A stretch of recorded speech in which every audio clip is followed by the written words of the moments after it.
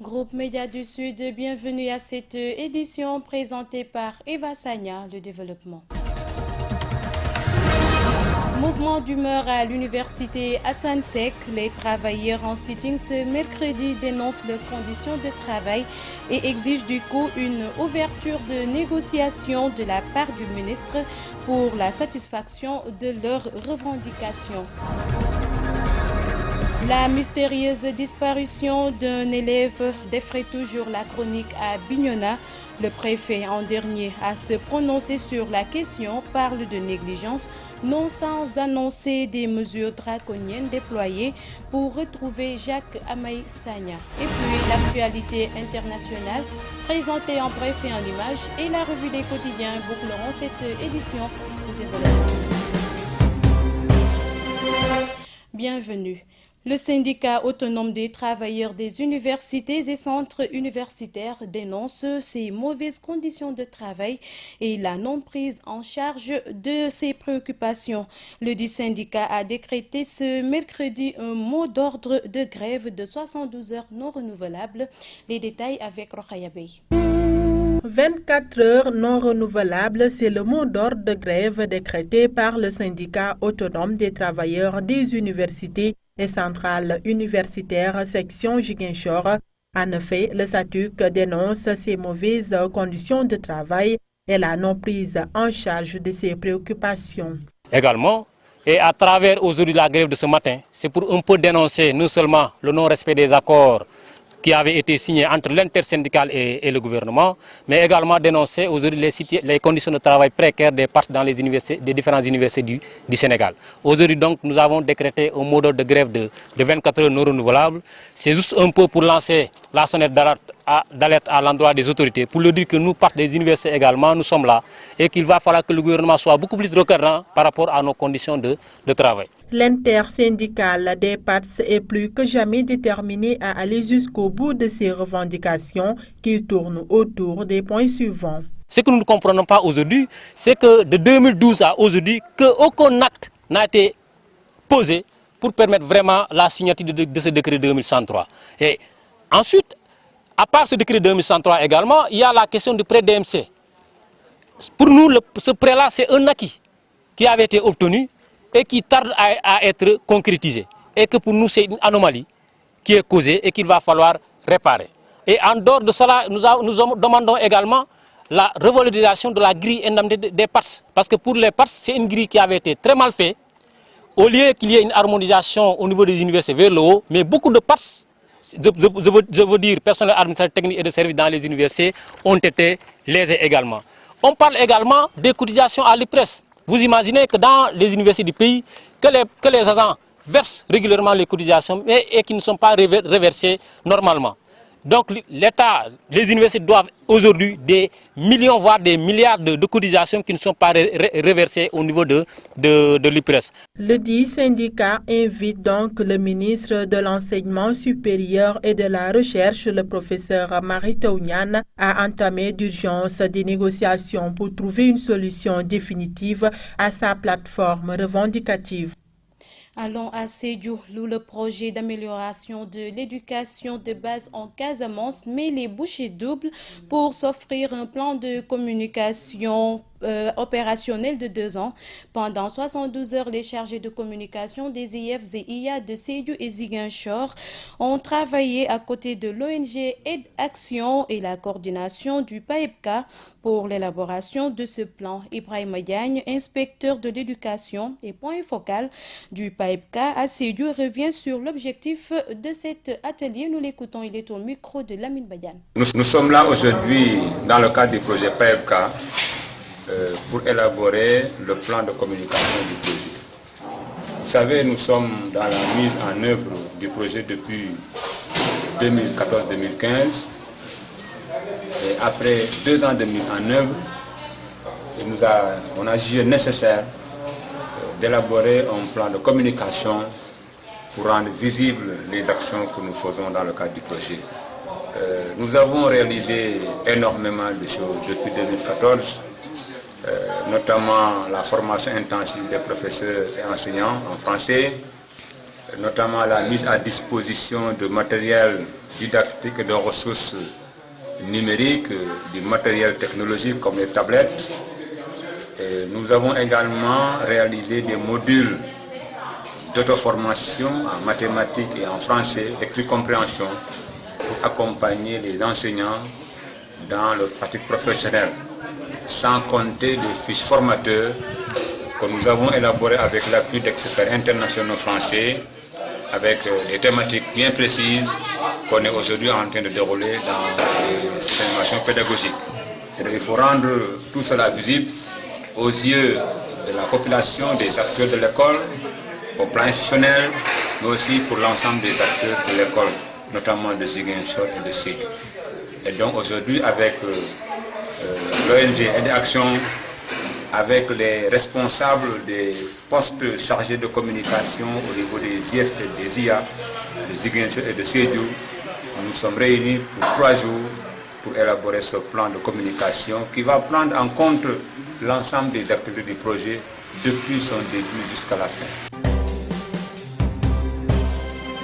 Puis, je le disais tantôt dans les titres, à Bignona, l'affaire de l'enfant disparu en début de semaine dernière continue d'enregistrer des réactions. La dernière en date est celle du préfet de Bignona. Mamadou Lamine Guissé parle de négligence et assure que tous les moyens sont déployés pour retrouver Jacques Amaï Sagna. Ses propos sont recueillis par Lamine Badiane. C'est vrai, il est porté disparu par négligence, ça il faut le reconnaître, parce qu'un enfant qui est confié à un établissement, le responsable doit faire tout afin que les enfants soient surveillés.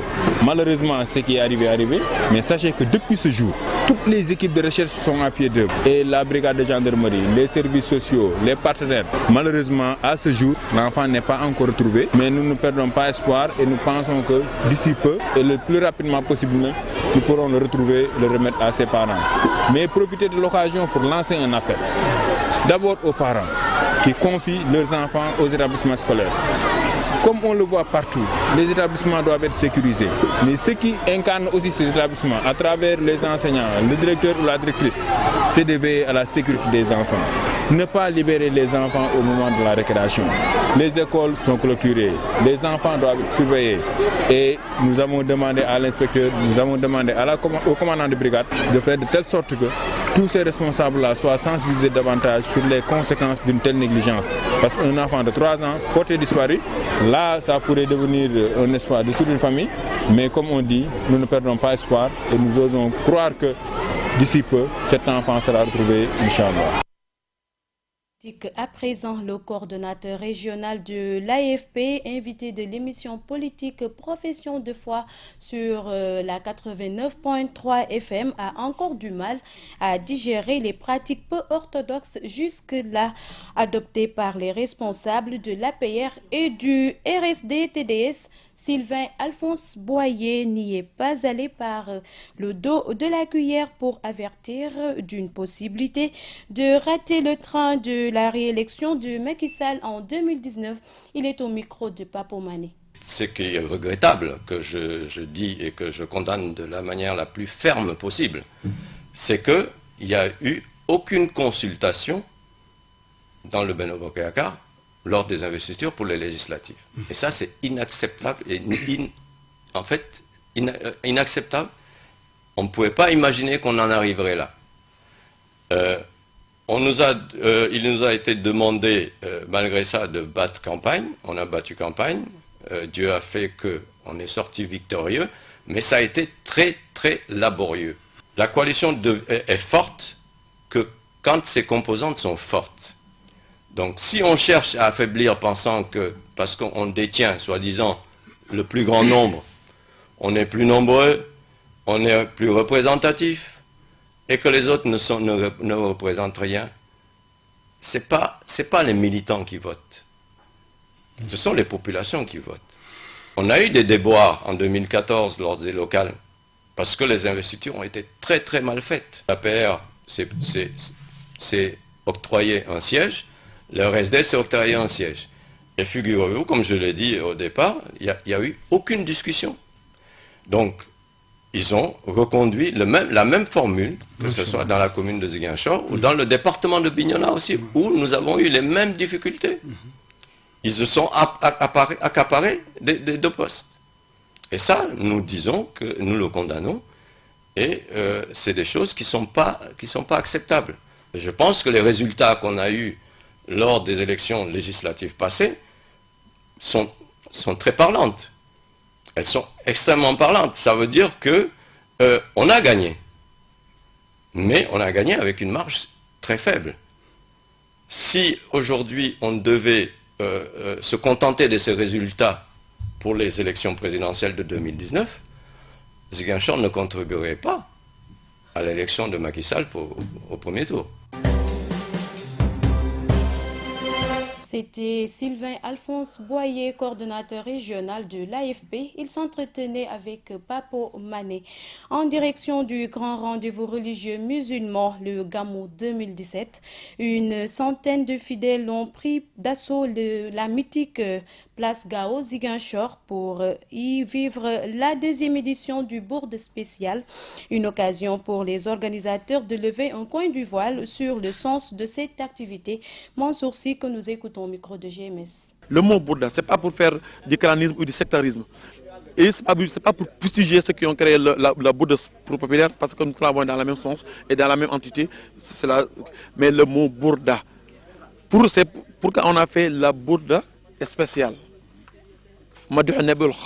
C'est pour signifier aux autres, par rapport aux gens qui ne sont pas français, qui ne sont pas arabes et qui ne sont pas sénégalais. Quand ils entendent le mot Bourda, quand ils cliquent, ils disent Bourda, ok, c'est le nom francisé du mot Bourdatou. Parce que quand il dit Bourde, un français qui ne connaît pas, quand il tape, il dit Bourde, il dit, mais attends, mais Bourde, c'est une gaffe. Bourde, c'est une gaffe. Après, il voit le mot populaire. Il dit, mais une gaffe populaire, donc, mais ça c'est de la populace. Alors que quand disparaît la sacralité, ne resteront que les associations de populaces qui parlent et qui n'entendent pas, qui parlent et qui ne comprennent pas, qui enseignent et qui ne savent pas. Donc, c'est ça que nous voulons montrer à travers les recueils panégyriques de cet éminent homme de Dieu qui est Oumam Bousseri, initié au Sénégal par Seydi Hadji Malick Sy, notre grand-père, notre aïeul. L'événement, comme nous l'avons dit, c'est Hadara Karagui. Le fait que nous avons un projet social, ajouté associatif, social et religieux, surtout à base. Allons voir à présent ce qui se passe au Zimbabwe, au Liban et aussi en sport. Au Zimbabwe, l'ancien vice-président Emmerson Mnangagwa devrait être nommé aujourd'hui président par intérim après la démission de Robert Mugabe, portrait de celui dont la chute a entraîné celle du plus vieux chef d'État du monde.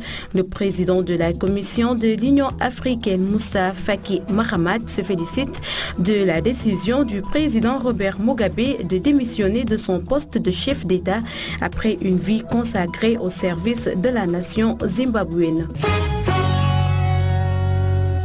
Et puis en Libye, le premier ministre libanais Saad Hariri est rentré à Beyrouth.